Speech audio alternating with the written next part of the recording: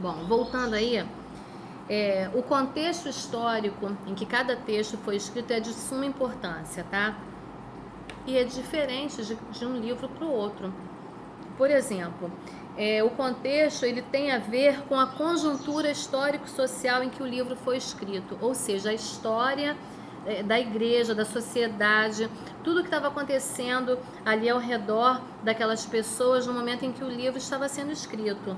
Faz toda a diferença saber que as Lamentações de Jeremias, por exemplo, foram escritas enquanto o povo estava no exílio babilônico e descrevem ali literalmente o pesar de Jeremias pela sorte de Jerusalém, né? Olha só que triste sorte de Jerusalém, acabou indo parar no exílio na Babilônia.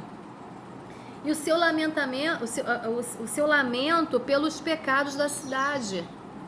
Todos estavam em pecado, todos estavam distantes de Deus, e ele lamenta a sorte da cidade e a situação pecaminosa em que o povo se encontra. Ou também, em grande parte, as epístolas de Paulo aos Coríntios, por exemplo, que são respostas a perguntas enviadas ao próprio Paulo por cartas dos membros daquela igreja. Ter atenção às diferenças culturais do Oriente Antigo para a nossa sociedade atual é essencial para a gente poder compreender o texto bíblico. Estar ciente de que a Bíblia que a gente tem na mão é uma tradução, é uma interpretação de um texto grego. Lembra que a gente falou sobre isso nas últimas aulas? E que também essa Bíblia, a princípio, lá no original dela, ela não era dividida em capítulos, versículos, não tinha esse negócio de letra maiúscula, minúscula, pontuação gráfica, não tinha nada disso.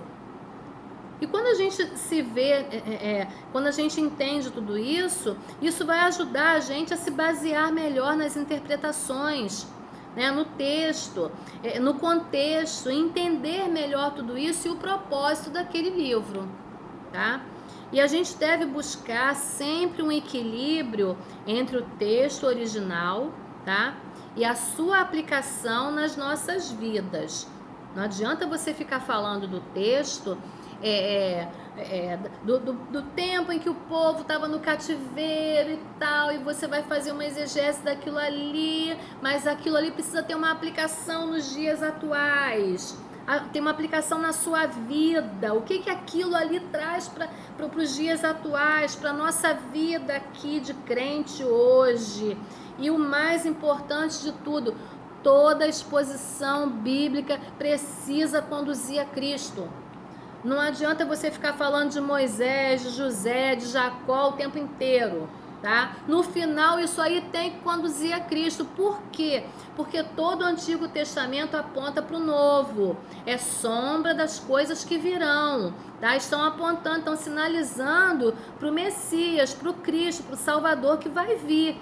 Tudo no Antigo Testamento funciona dessa maneira.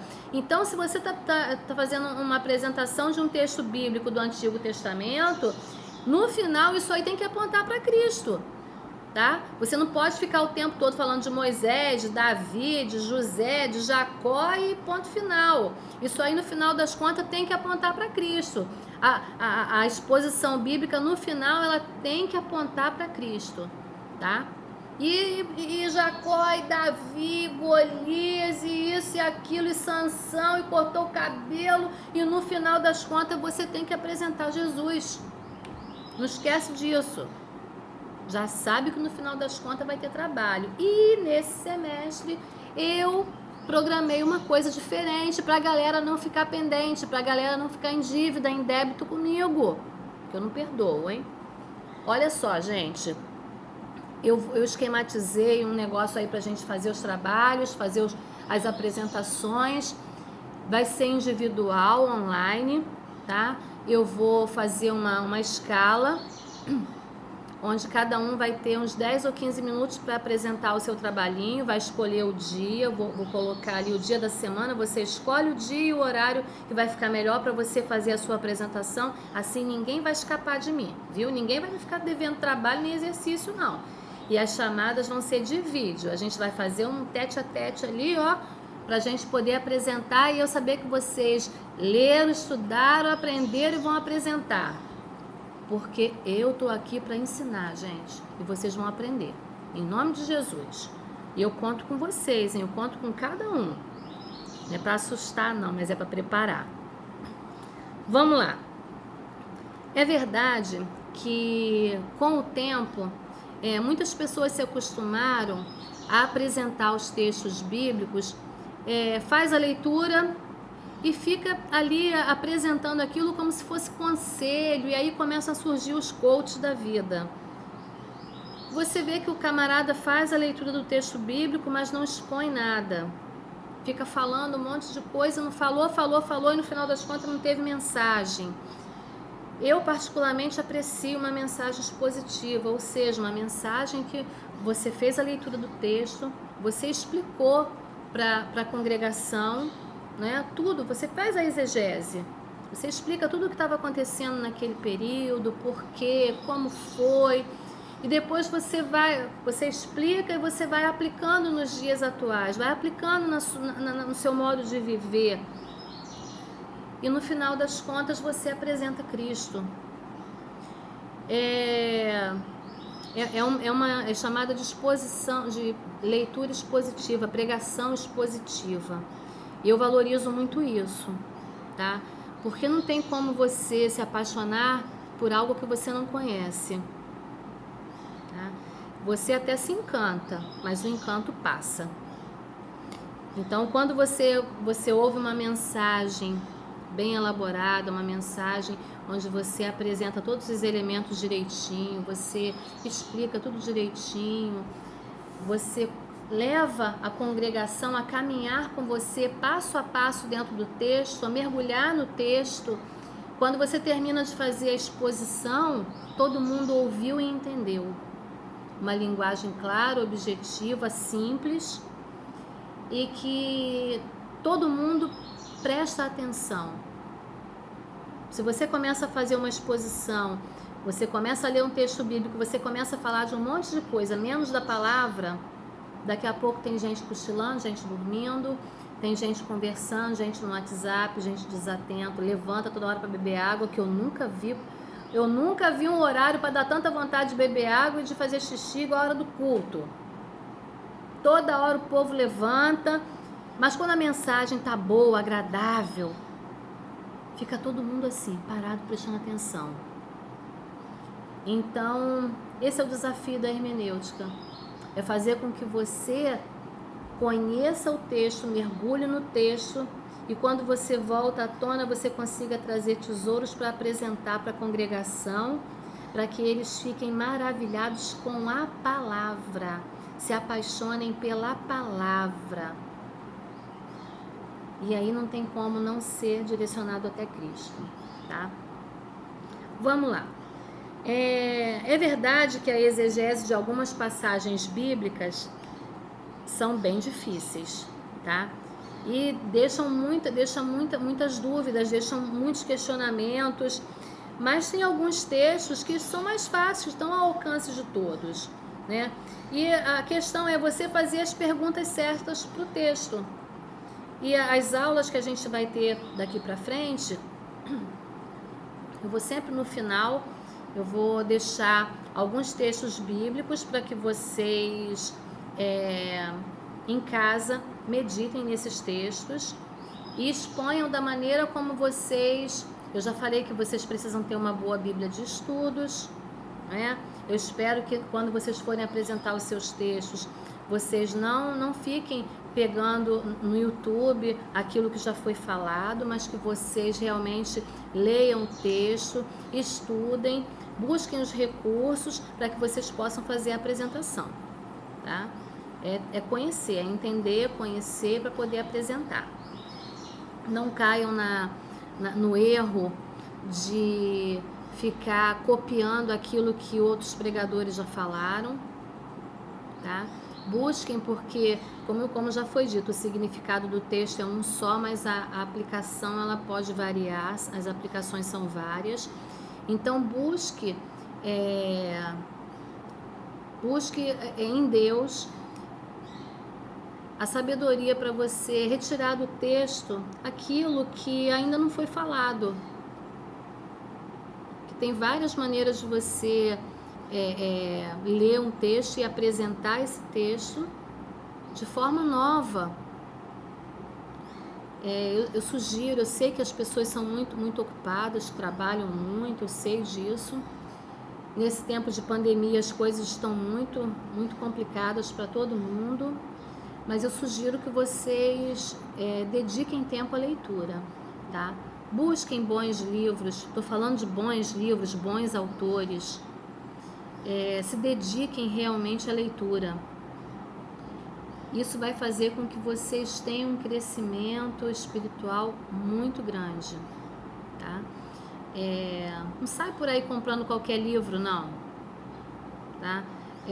Existem bons autores, boas editoras, que isso também influencia muito, e vocês precisam aprender a garimpar aquilo que vocês vão ler. Eu vou sempre no final das aulas deixar uma sugestão de livro para vocês, para que vocês possam, na medida do possível, comprar. Não é uma exigência, é uma sugestão, para que vocês possam, conforme forem caminhando, forem comprando esses livros, lendo aos poucos, vocês vão ver que vai ser uma bênção para vocês, tá? O objetivo do estudo hermenêutico é melhorar aquilo que a gente já faz, que é interpretar a Bíblia. Muitas ideias falsas a respeito da interpretação bíblica precisam ser desfeitas, como a de que a gente aplica princípio hermenêutico ao texto para tirar dele um aspecto sobrenatural, que o texto bíblico já não falou mais ao nosso coração. Isso não é verdade, gente. Você não tem que se preocupar de usar o texto bíblico para arrancar do povo, arrancar das pessoas que estão ouvindo algo que ele não está dizendo, tá? Para manipular as pessoas.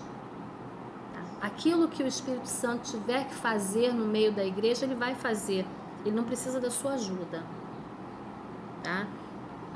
O nosso papel ao apresentar o texto bíblico é somente ser um instrumento de Deus, tá? Você, no momento que está expondo o texto, você é um instrumento de Deus. Só isso. Deixa o resto com Ele. Você vai ler, vai apresentar o texto, mas sem preocupação de manipular, de fazer presepada, tá? De inventar moda. Deixa o Espírito trabalhar. Deixa que é trabalho dele, convencer, quebrantar, é trabalho dele. A gente não tem que acrescentar mais nada, é só ler a palavra e apresentar aquilo que o texto está dizendo. Só isso, o resto fica com o Espírito Santo. A palavra de Deus, ela nos foi entregue num contexto histórico, e por isso, para a gente entender, a gente precisa conhecer esse contexto, tá? Quando eu sugeri para vocês o livro de Usos e Costumes, aquele livro ele é muito importante. Ele é até fácil de ler, ele é um livro que ele tem muita figura, bem ilustrado, as letras são grandes, e a gente pega ele assim, às vezes se assusta com ele. É um livro muito gostoso de você ler, para você entender como as coisas funcionavam no Oriente Médio, nos tempos de Jesus e na época do Antigo Testamento também, tá? Ele vai facilitar o seu entendimento e você vai ficar cada vez mais apaixonado. Eu me lembro de uma frase que um aluno falou para mim na aula, que nunca mais eu esqueci, eu queria ouvir isso de todo mundo. Eu sou um cara apaixonado pelo Evangelho. Pronto. Quanto mais a gente lê, mais a gente se apaixona. Quanto mais a gente estuda, quanto mais a gente conhece, mais a gente se apaixona.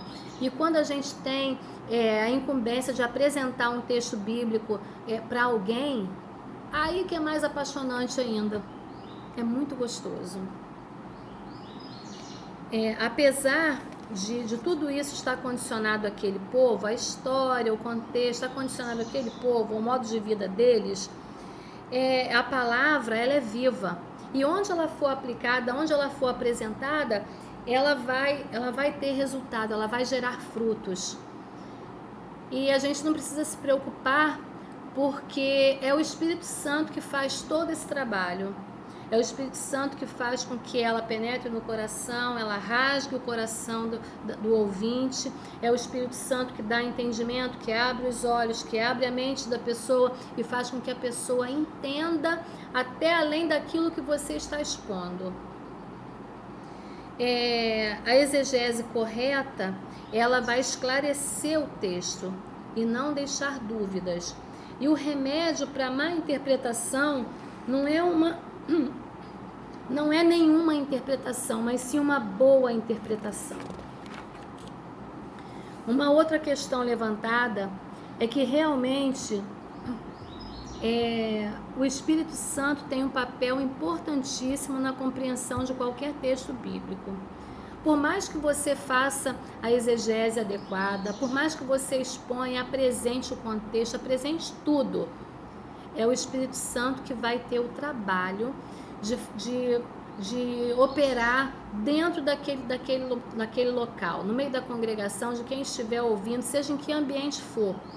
Se tiver 10 pessoas ouvindo aquilo que você está falando, se tiver uma pessoa ouvindo aquilo que você está falando, é o Espírito Santo que vai ter o trabalho todo de convencer, de fazer com que a pessoa preste atenção. É o Espírito Santo que vai abrir os olhos da pessoa e vai fazer com que ela olhe de uma nova maneira. É o Espírito Santo que vai abrir a mentalidade da pessoa para que a pessoa perceba aquilo na vida dela. É o Espírito Santo que vai abrir o coração dela para que a palavra entre.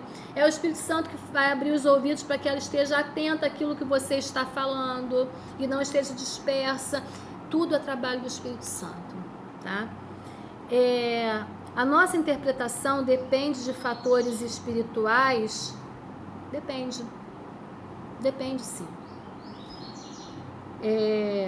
Como que uma pessoa que não tem hábito de leitura bíblica, não tem hábito de oração, não tem hábito de nem pelo menos uma vez por mês jejuar, como que essa pessoa ela pode ser um instrumento de Deus no momento da exegese? Desculpem, quanto mais íntimos de Deus, quanto mais em comunhão, quanto mais interação com o Espírito, quanto mais busca, quanto mais você se aprofundar na palavra, quanto mais entrega, mais você vai ser usado. Isso a gente vai dizer que é unção. A gente vai falar, nossa, que unção. O Espírito Santo de Deus trabalhando, enchendo a igreja, movendo. Nossa, que unção. Para isso acontecer, você precisa estar ligado com Deus, você precisa ter uma vida dedicada a Deus. Não é aquele negócio que você levantou de manhã, faz aquela oração, Senhor, abençoe esse dia, Pai, vai trabalhar, e depois no resto do dia você não se lembra mais, e você não bota a mão na Bíblia, e você... É vida com Deus, é busca, é oração, e isso vai fazer toda a diferença, porque não só o Espírito Santo vai trabalhar no meio da congregação quando você estiver apresentando a palavra, como você vai estar sensível à voz dele, as coisas que ele vai soprar no seu ouvido, as coisas que ele vai colocar no seu coração, as coisas que ele vai te fazer lembrar para você poder apresentar no momento. Tudo isso é necessário. Então a tua vida espiritual tem um papel importantíssimo na hora que você estiver apresentando um texto bíblico, tá?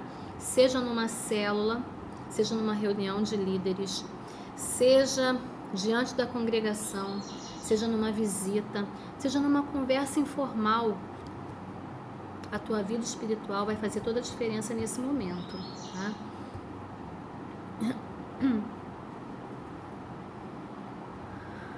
A nossa própria experiência cristã também, ela tem papel fundamental também na hora da nossa exegese. porque as suas experiências com Deus te aproximam mais dele. As suas experiências com Deus fortalecem a sua fé. As suas experiências com Deus te tornam maduro. As suas experiências com Deus fazem de você exemplo para o outro. Então, tudo isso permite que você possa apresentar um texto bíblico, fazer uma interpretação com mais firmeza, com mais clareza, apoiada nas suas próprias experiências e não nas experiências que você ouve as pessoas contando. Porque aquilo que você vive tem uma veracidade diferente daquilo que você ouve os outros falarem. Não é verdade? Porque foi você que viveu, foi você que sofreu, foi você que sentiu. Então você pode falar disso com toda a autoridade.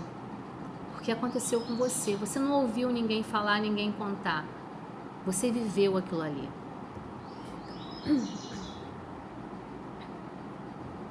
Gostaria ainda de tratar com vocês uma outra questão da hermenêutica, que é muito comum levantar, que é a questão do sensus plenior, que a Bíblia tem um sentido maior, tá? Muito maior do que aquilo que a gente imagina, daquilo que a gente consegue alcançar.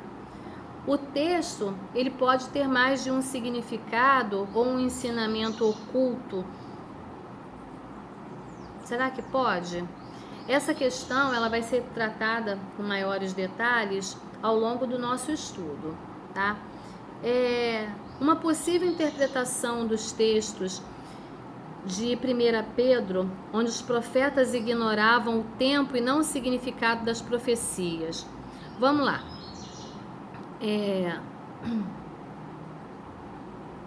1 Pedro 1, de 10 a 12, parece indicar que os profetas antigos não entenderam tudo o que profetizaram. Daniel 12, 8 parece indicar também que Daniel não entendia tudo o que escrevia. E uma possível interpretação desses textos mostra isso. Daniel teria entendido as visões, mas não todas as implicações delas, tá?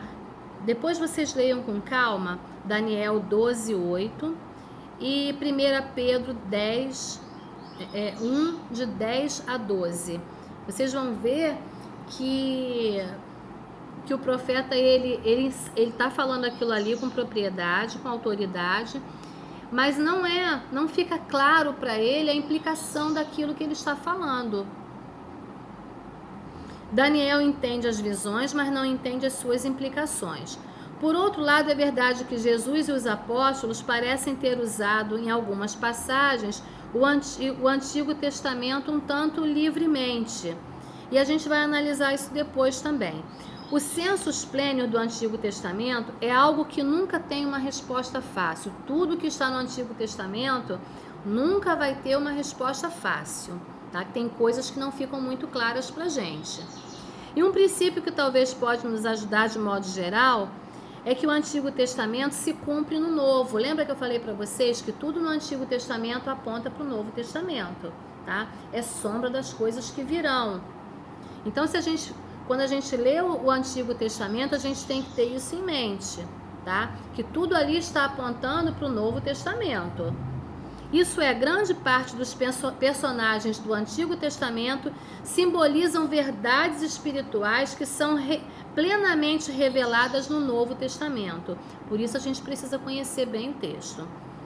E toda vez que isso ocorre, Deus, mediante uma revelação posterior, desvenda o significado pretendido. E esse seria o caso das interpretações que os apóstolos e Jesus faziam da Bíblia hebraica. A questão principal proposta pela hermenêutica é a seguinte: é possível determinar o significado do texto? Sim, de certa maneira sim. Fazendo as perguntas certas para o texto, a gente vai ouvir e aplicar na nossa vida aquilo que Deus quer comunicar pelos escritores bíblicos. Nada é complexo demais, nada é impossível, nada é improvável. Por isso a gente deve ter muita cautela, muita atenção e principalmente muita humildade, tá? Na hora de interpretar o texto de forma correta e não se prender na opinião dos outros. A interpretação do texto ela precisa ser fidedigna. Você não pode se prender na interpretação dos outros. Ah, porque eu ouvi o pastor fulano de tal falando assim, e aí você vai seguir assim. Não, o texto está dizendo isso. O que é que o texto está querendo transmitir? O que é que o autor está querendo transmitir com esse texto? Não é o que estão dizendo por aí, é o que o texto está dizendo. A hermenêutica é uma ciência que tem princípios rígidos que devem ser observados, mas também é uma arte. Porque uma rigidez excessiva ao interpretar algo tão sutil, tão simples e subjetivo como a literatura, atrapalha mais do que ajuda a chegar no significado real do texto. Mas quando a gente lida com tudo isso, a gente pode até cometer erros, mas a gente não pode perder o temor, tá? E também não podemos ser arrogantes. A gente precisa ter em mente que precisa o tempo todo do Espírito Santo, aquilo que eu já falei. É Ele que vai fazer tudo, tudo depende dele. Você vai apresentar o texto com temor, com reverência, da melhor maneira possível, respeitando tudo que a gente já leu aqui. O contexto, a geografia, a história, os costumes, e vai deixar o Espírito Santo trabalhar. O seu Espírito certamente vai nos auxiliar no conhecimento da sua palavra. Na hora que sentar para fazer a interpretação do texto, ora e pede a Deus discernimento, sabedoria, direção para conduzir aquele estudo. Você já tem todas as ferramentas na mão, tá? Já aprendeu sobre a geografia bíblica, que nesse semestre a gente vai estar com o Luiz Gustavo. Bom demais, já foi meu professor, show de bola. Você já está por dentro da história da igreja, a história da Bíblia, você já conhece tudo que aconteceu naquele período, você já teve as aulas de heresia, você já sabe tudo o que está acontecendo ali. Ora, as ferramentas estão nas suas mãos. Para você ser um instrumento agora, é deixar o Espírito Santo trabalhar, ok? Hoje nós seguimos até a página 7 da apostila. Eu vou colocar, logo após o link das aulas, tá? As fotos das páginas para vocês acompanharem em casa, porque eu enxuguei, tá? Pulei muita coisa e aí vocês vão ler com calma para entender um pouquinho, tá? Se quiserem imprimir essas folhas e ir guardando com vocês, porque eu não sei como vai ficar, se vocês vão ter material impresso, se vai ser em PDF, eu não sei como vai ser. Mas para que vocês não se percam e depois vocês possam acompanhar, tá? Eu sugiro que vocês imprimam essas folhas e vão guardando, tá bom? Obrigado aí pela atenção de vocês, pelo tempo disponível. Se dediquem, tá? Se esforcem, se apliquem, porque essa foi só uma apresentação. A gente agora vai cair dentro dos textos, tá? E eu tenho certeza que vocês vão ficar maravilhados. Tenho certeza, tá? Deus abençoe aí a vida de cada um de vocês, a família, o trabalho, que as portas sejam abertas, que vocês tenham cada dia mais desejo, paixão de estar assim aos pés do Senhor, de conhecer a palavra, de mergulhar e de ser instrumento dele para a vida de muitos, porque o mundo clama por Cristo, tá? Fiquem na paz, Deus abençoe a vida de cada um de vocês, abençoe seu dia e abraço grande em cada um de vocês. Estou com saudade, viu? Beijo para todos, fiquem com Deus.